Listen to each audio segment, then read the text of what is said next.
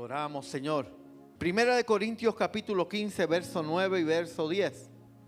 Porque yo soy el más pequeño de los apóstoles, que no soy digno de ser llamado apóstol, porque perseguí a la iglesia de Dios. Pero por la gracia de Dios soy lo que soy. Y su gracia no ha sido en vano para conmigo. Antes he trabajado más que todos ellos, pero no soy yo, sino la gracia de Dios conmigo. Te adoramos, te bendecimos y te honramos, Rey. Señor, en esta hora venimos delante de tu presencia, Dios. Queremos escucharte hablar, escuchar qué tú tienes para nosotros en esta mañana, Dios. Queremos ver, Señor, en tu palabra, Dios, qué luz trae a nuestras vidas, mi Dios amado. Te amamos, Rey. Háblanos en el nombre de Jesús. Amén, amén, amén. Puede sentarse, iglesia. El tema de esta mañana, que la gracia de Dios no sea vana en tu vida. Aleluya. El apóstol Pablo, al escribir esta porción de la palabra, él abrió su corazón. Amén. Él abrió su corazón y expresó. Pablo no habla desde el orgullo. Amén. Pablo no habla desde la arrogancia espiritual. Pablo lo que está hablando es desde la memoria de lo que él era. Amén. Él estaba hablando desde lo que él era y desde la conciencia de lo que la gracia de Dios había hecho en su vida. Aleluya. O sea, él lo que está recordando, esto era lo que yo era antes de venir a Cristo. Y Cristo transformó mi vida. La gracia de Dios transformó mi vida. Y para poder entender cuando se habla de gracia, la palabra gracia en griego es charis. Y eso lo que significa es un regalo no merecido. Amén. O sea, la oportunidad de Dios de día a día que nos da es un regalo que Él nos da que no nos merecemos. Eso es gracia, aleluya. Las bondades de Dios, eso es gracia. Las misericordias que son nuevas cada mañana, eso es gracia. Cuando hablamos de gracia, a eso es que nos referimos. Y cuando Pablo habla que la gracia de Dios no fue en vano en su vida, o sea que la gracia de Dios lo transformó, lo que él era versus lo que era en ese momento. Aleluya. Pablo, antes de ser apóstol, era un perseguidor de la iglesia. Pablo era, o aprobaba, mejor dicho, la muerte de los cristianos. Aleluya. Pablo creía que con eso él estaba sirviendo a Dios. Él estaba mal encavado en su mente. Él creía que todo lo que estaba haciendo es para agradar a Dios, pero realmente estaba haciendo todo lo contrario. Te adoramos, Dios eterno. Pero tenemos que ver que cuando Cristo alcanzó a Pablo, cuando iba de camino a Damasco, ¿se acuerdan? Pablo era tan ferviente en lo que él creía. Ese era un hombre que se iba, como dicen hoy en día, a toa. No iba con juego. Tú me dices, ¿esto es lo que hay que hacer? Pues eso es lo que hay que hacer, pues vamos a hacerlo. Así era Pablo. Pablo fue a donde los líderes y le pidió carta. Yo voy a ir a Damasco y en donde vea a cristianos reunirse, ahí me voy a meter y los voy a jalar por las greñas, los voy a sacar de la casa y los vamos a traer a las cárceles. Porque están en contra de lo que ya Dios estableció de la ley de Moisés. Ese era Pablo. Pero lo que Pablo no sabía es que cuando él iba camino a Damasco, ya Dios tenía un plan para la vida de él. Porque acuérdate, iglesia, cada uno de nosotros tiene un carácter. Desde Teresa hasta la pastora, corriendo por cada uno de nosotros, tenemos un carácter. Y ese carácter se ha ido formando desde nosotros pequeños. Todo lo que hemos vivido en la vida, todo lo que nos hemos tenido que enfrentar, va formando quien yo soy. Amén. No quien yo soy físicamente, quien yo soy el interno. Amén. O sea, mis decisiones, lo que yo hago es por mi carácter. Lo que yo, por toda mi trayectoria, me ha formado y eso me lleva a ser como soy. Y lo que te quiero decir con esto es que el carácter de cada uno de ustedes, Dios tiene un propósito para él. Dios tenía un propósito con Pablo Y era que Pablo iba a ir a hablar con los más duros. Pablo iba a hablar, iba a atreverse a ir a hablarle a reyes. Pablo iba a estar en la cárcel y en la cárcel iba a predicar. A Pablo, ese hombre era tan rudo, como dice mi hermano Joe, que está rudo. Ese hombre era tan rudo que lo apedrearon por la noche, lo mataron. Prácticamente él cayó muerto, lo sacaron de la ciudad y lo apedrearon, él cayó muerto.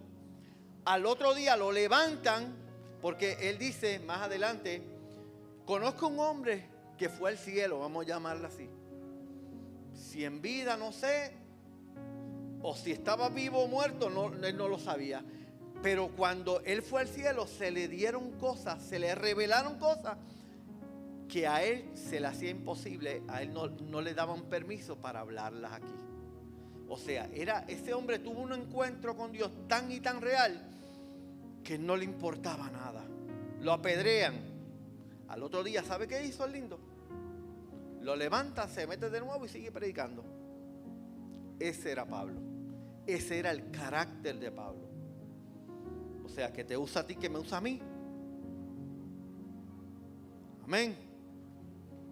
Desde ese momento que Dios tuvo ese encuentro, Pablo pudo comprender algo bien profundo. Es que la gracia de Dios no es solo para salvarnos. Y eso, iglesia, en muchas ocasiones nosotros como creyentes vivimos una vida confundida creyendo que ya somos salvos y hasta aquí ya quedó todo. No. La gracia de Dios no solamente es para salvarte, sino que la gracia de Dios es para transformarte, para hacernos útil en el reino de Dios. Amén. No es que ya yo me salvé, vine a Cristo, Señor, si tú vienes me voy contigo. Pero mientras tanto, ¿qué? La Biblia me enseña a mí que dad por gracia lo que por gracia recibiste. Tú tienes talento, cada uno de nosotros tiene talento. Tú me dices, pastor, pero ¿qué talento tengo yo? Mira qué fácil. ¿Sabes hablar? Ya tienes un talento. Ya tienes un talento. Yo no necesito nada más, saber hablar. Y yo creo que aquí todos sabemos hablar, menos los bebés. Amén.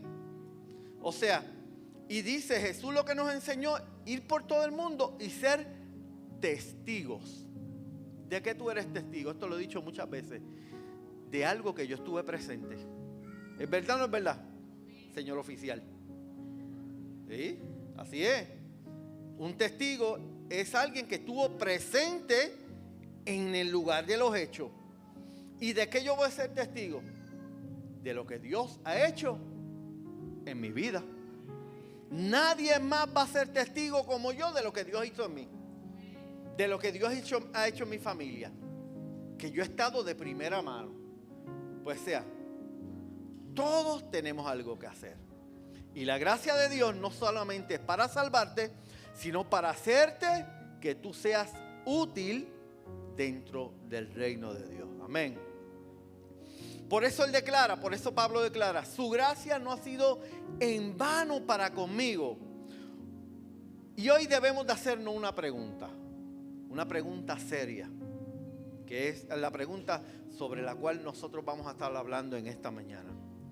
¿Está siendo la gracia de Dios aprovechada en mi vida o está siendo vana?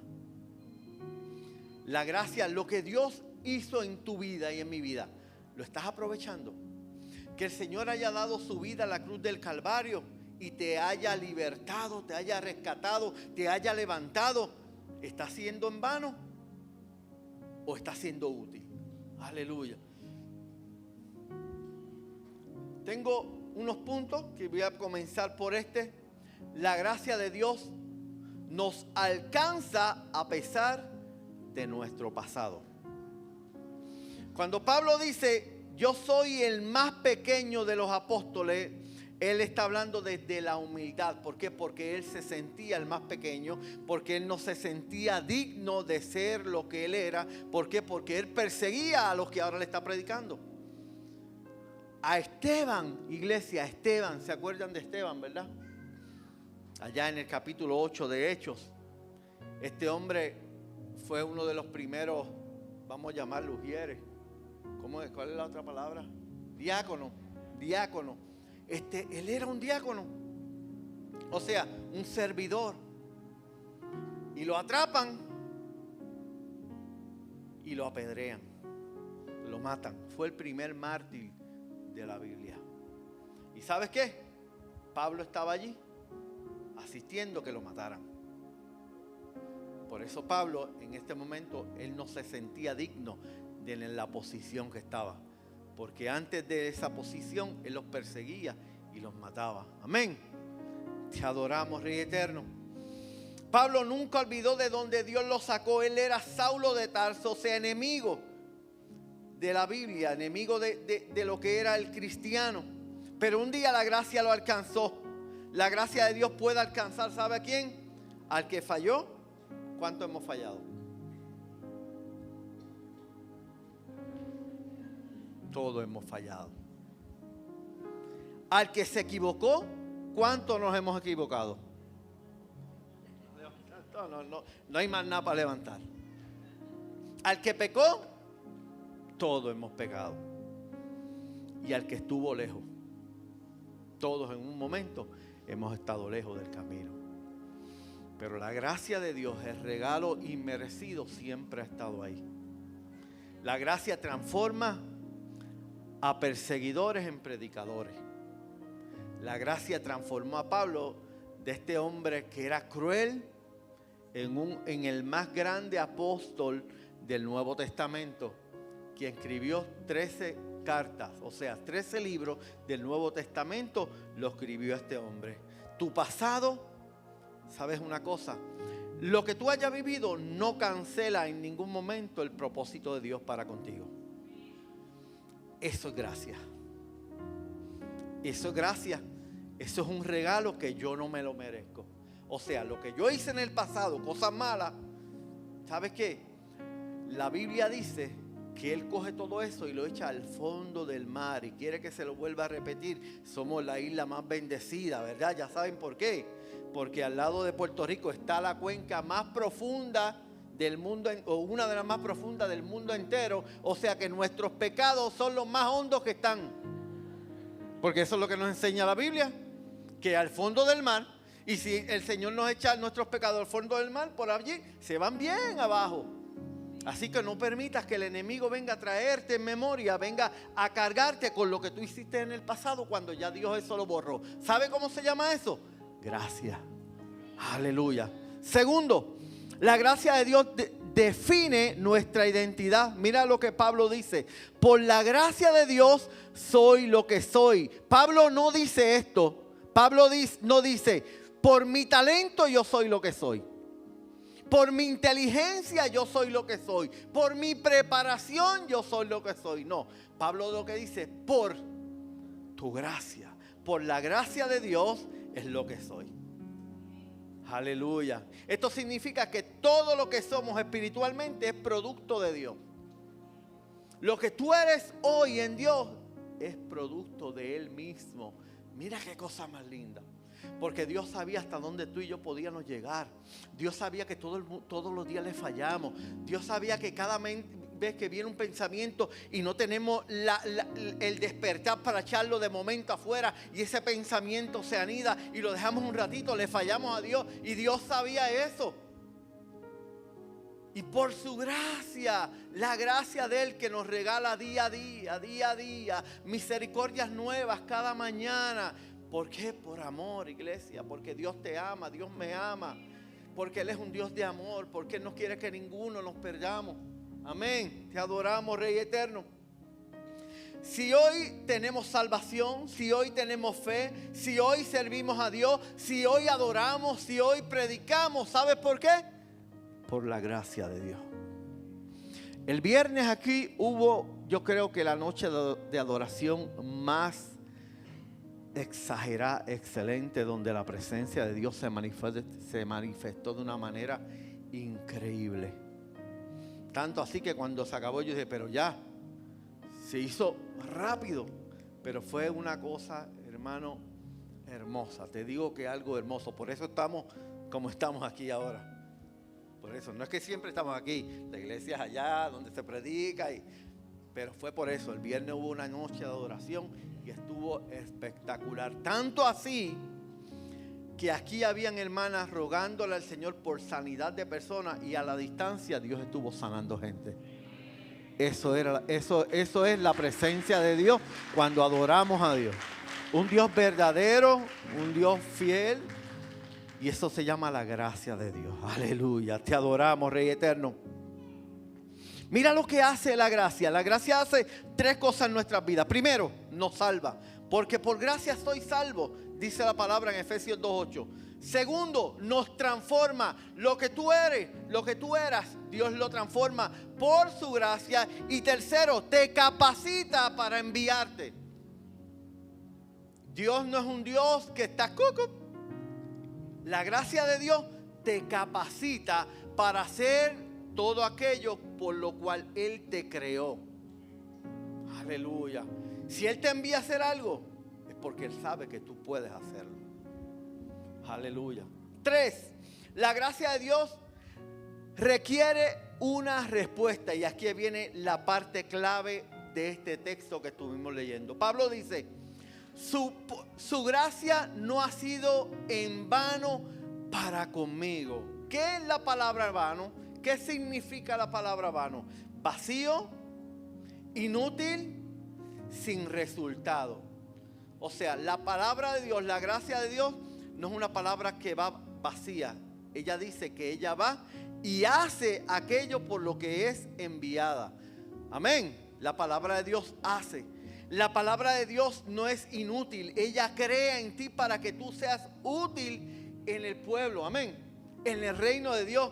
Y ella trae resultados. Aleluya. Pablo está diciendo: la gracia de Dios produjo fruto en mi vida. Luego dice algo sorprendente. Mira lo que dice: antes he trabajado más que todos ellos. Y esto rompe una idea equivocada que muchas veces traemos desde antes de años. Y es que todos se lo dejamos a Dios. Todos se lo dejamos a la gracia de Dios. Que ya no tenemos nada que hacer.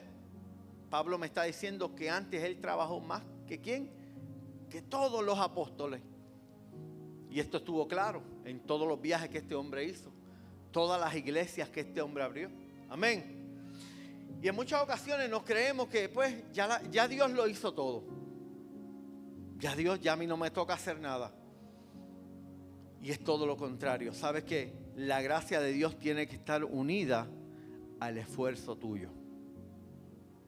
Y eso sí, y eso lo seguimos en el próximo punto. La gracia de Dios produce entrega, produce compromiso y produce pasión. Tú trabajas no para ganarte la salvación. La salvación ya fue entregada por gracia. Pero la gracia de Dios va a producir en ti lo que Dios está haciendo en ti. Va a producir que tú te muevas. Que no te quedes quieto. Que busque la presencia de Dios. La gracia de Dios es como el combustible. Amén. Es el combustible que te impulsa. O sea, yo no puedo permitir que la gracia de Dios sea vana en mi vida. Porque es un regalo tan inmerecido que yo tengo que ponerlo en un lugar. En primer lugar en mi vida. Y si eso está en primer lugar en mi vida, eso me va a mover a yo hacer, actuar. Amén. Eso me va a mover a entregarme día a día más. Me va a mover a yo tener un compromiso con Dios. A yo tener un compromiso. Amén. No es que me convertí, Señor, gracias. Me siento nuevo. Me siento, ay, pero ¿qué es esto? Cuando yo me convertí, literalmente te lo digo, yo creía que yo caminaba como 6 pulgadas por encima de la tierra, de tan liviano que estaba sintiéndome. Así, toda la carga se fue de mí, una carga pesada. Amén. Pero yo no me podía quedar con eso nada más. Qué lindo. Eso te impulsa a tu querer más.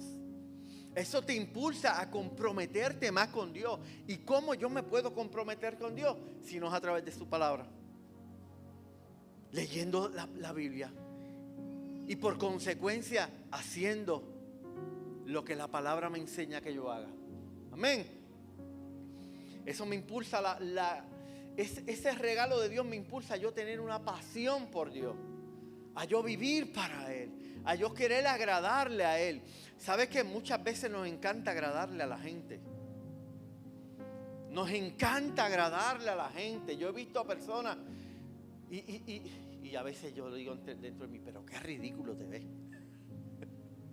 ¿Por qué? Porque como la otra persona tiene un puesto, como la otra persona es un doctor o es un abogado o es fulano de tal, la otra persona le rinde una pleitesía que yo digo por dentro, pero si tú te vieras. ¿Sabes qué? Así mismito debemos ser para con Dios aún más. Aún más para con Dios. Aleluya, porque Él sí te da algo que vale la pena. Él sí entregó a su Hijo en la cruz del Calvario para morir por ti y por mí. Aleluya. La gracia de Dios 4 y el esfuerzo trabajan juntos. Aquí aparece, y mira el concepto que aparece aquí, es de la sinergia. ¿Qué es la sinergia? Esto significa trabajar juntos para producir un resultado mayor. O sea, Dios me da de su gracia, Dios me salvó, Dios me da su Espíritu Santo, Dios me entrega su palabra, Dios me da todo eso, pues entonces yo tengo que unirle a eso, ¿qué? Mi esfuerzo, mi dedicación, mi yo sacar tiempo para levantarme temprano. Si entro a las 8 de la mañana del trabajo, ¿por qué me voy a levantar a las 7? Si sabe que me echo 15 minutos a llegar, en lo que me preparo, en lo que preparo el desayuno y tengo que ir en mandado. ¿Sabes qué? Una entrega total. Si sabe que a las 7 no te da tiempo, me levanto a las 6:30. Media hora antes y le dedico esa media hora al Señor. Se la dedico a Dios y créeme, iglesia, créame, que tu día va a ser diferente. Esto no se trata de una fórmula mágica, esto no es una varita mágica, esto es verdad. Entrégale tus primeros minutos, tu primera media hora a Dios en la mañana y tú vas a ver cómo el Espíritu Santo de Dios va a ir a dirigir tu día completito. A Él no se le escapa una. No se le escapa una. Aleluya. Te adoramos, Rey eterno. Esto fue lo que ocurrió con Pablo. La gracia de Dios más el esfuerzo de Pablo no fue solamente la gracia, fue que operaron. Dice, antes he trabajado más que todos ellos, pero no yo, sino la gracia. El Señor está buscando aquí. ¿Quién dice, Señor, heme aquí, úsame a mí?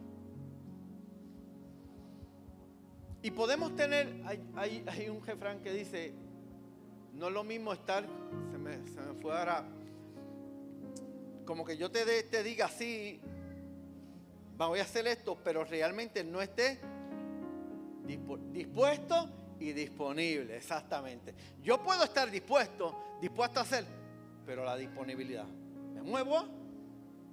Dios está buscando gente que realmente esté dispuesto y esté disponible. Que cuando haya una necesidad y el Espíritu Santo te susurre a tu corazón, háblale a fulano, dile algo. ¿Sabes qué? Simplemente acércatele. Dios se va a encargar de llenar tu boca de lo que tú tienes que decirle. Simplemente búscale la conversación. Hay miles de testimonios de lo que Dios hace y es a diario, porque Dios nunca se queda callado. Dios está hablando cada minuto, cada hora. Pero la diferencia es que tú puedes decir, pero muchachos, Dios me habla, pero tú estás dispuesto y disponible. ¿Estás dispuesto y disponible a que el cielo te use? Porque eso es lo que está buscando. ¿Sabes que hoy tú vas por ahí y dices, hay vacantes, están hiring, ¿cómo se llama? Hiring, están en eso mismo, ustedes saben. Están, ¿cómo? Hiring. Están buscando trabajo. Estamos consultando a gente para trabajo. ¿Sabes qué? En el cielo es donde más vacante existe. No hay un lugar donde más vacante exista. Todos los días están en el cielo. ¿Usted se apunta? Están ustedes. Pero ¿sabe cómo usted se apunta? Levantándose media horita antes. Ese es el compromiso. Ir a la presencia de Dios y decirle: Señor, yo estoy dispuesto y disponible. Tú háblame, que yo quiero que el reino de Dios siga avanzando. Yo quiero que tú me uses. Pero si nos levantamos ya con la mente de todo lo que tenemos que hacer y nos emburujamos en ese revolú, ¿sabe cómo va a ser nuestro día? Un revolú. Cuando se acabe el día y llega la hora de acostarte y comienzas a pensar: wow, ¿qué clase de revolú fue este día? Amén. Cuando la gracia de Dios se vuelve vana, aquí esto es triste. La gracia de Dios se puede hacer inútil, iglesia, en la vida. La Biblia advierte en la epístola de Corintios, 2 Corintios 6:1, no recibiréis en vano la gracia de Dios. ¿Y cómo se vuelve vana la gracia de Dios? Tengo 3 cositas para decirte rapidito. Cuando la persona no cambia. Dios te perdonó, Dios te levantó, Dios te hizo un hombre nuevo, pero siguen metidos en lo mismo. No cambia, las actitudes no cambian, las mentiras no cambian, el quererse pasar de listo siempre no cambia y sigue viviendo una vida desordenada. ¿Sabe qué estamos haciendo? Inútil la gracia de Dios. Segundo, cuando la persona no sirve, no es que no sirva a la persona, sino que no sirve a los demás. Dice la palabra que Cristo vino ¿a qué? A servir. El que todo fue hecho por Él y para Él, el dueño de todo, el que se podía sentar en el trono más grande en la tierra y que todos vinieran a servirle, ¿sabe qué hizo? No permitió que nadie le sirviera. Él estuvo en la tierra sirviendo. Y 3, cuando la persona vive indiferente a lo espiritual.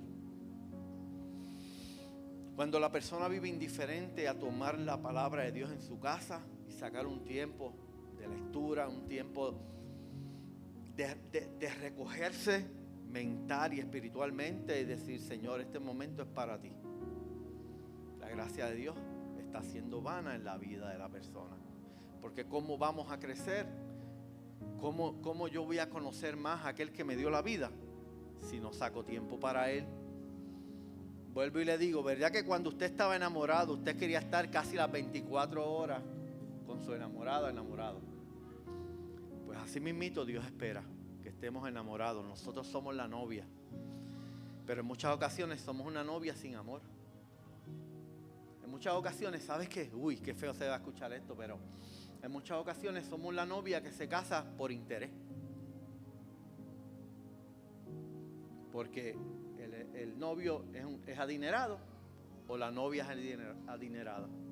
Entonces lo que está buscando es el interés de qué puedo alcanzar. En muchas ocasiones venimos delante de Dios para que Dios me libre del problema, para que Dios me ayude con el trabajo, para que Dios me ayude con esta enfermedad, para que Dios me ayude con mis hijos, para que Dios me ayude con esto, pero realmente no tenemos pasión ni amor por Él. Entonces ahí la gracia de Dios se está haciendo vana. Dios lo que está buscando, antes de ayudarte, antes de librarte de la enfermedad, antes de librarte del problema, antes de cualquier cosa, Él está buscándote a ti. Él está buscando tu corazón. Él está buscando quién tú eres. Él está buscando tener una relación contigo. Él está buscando que tú saques tiempo para Él. Que la gracia que Él está derramando sobre ti día a día sea útil. Amén. Y último, cuando la gracia se aprovecha, produce fruto. Mira lo que produjo en la vida de Pablo. Fundó muchas iglesias, este hombre. Muchas almas fueron salvadas. Expandió el reino de Dios por todo el mundo romano, completito. Fue gran parte del Nuevo Testamento fue escrito por él, o sea, Romanos, Gálatas, Filipenses, Colosenses, Tito, Filemón y varias, hasta 13 cartas fueron escritas por él. O sea, hubo fruto. Todo eso fue posible porque la gracia en su vida no fue en vano. Y si lo hizo con Pablo, ¿lo puede hacer contigo? Claro que lo puede hacer contigo. Si lo hizo con ese hombre que, ¿sabes cómo hacía este hombre? Se metía a las casas y cogía a la gente hasta por el pelo y los arrastraba para llevarlos presos porque eran cristianos. Ese hombre rudo, Dios lo convirtió en un hombre que ganaba almas para Cristo. Ahora te vuelvo y te pregunto, ¿lo puede hacer contigo? Claro que lo puede hacer contigo. No hay, absolutamente no existe una creación que el Creador no pueda transformar. Aleluya, vamos a estar puestos en pie. Dale un aplauso al Señor.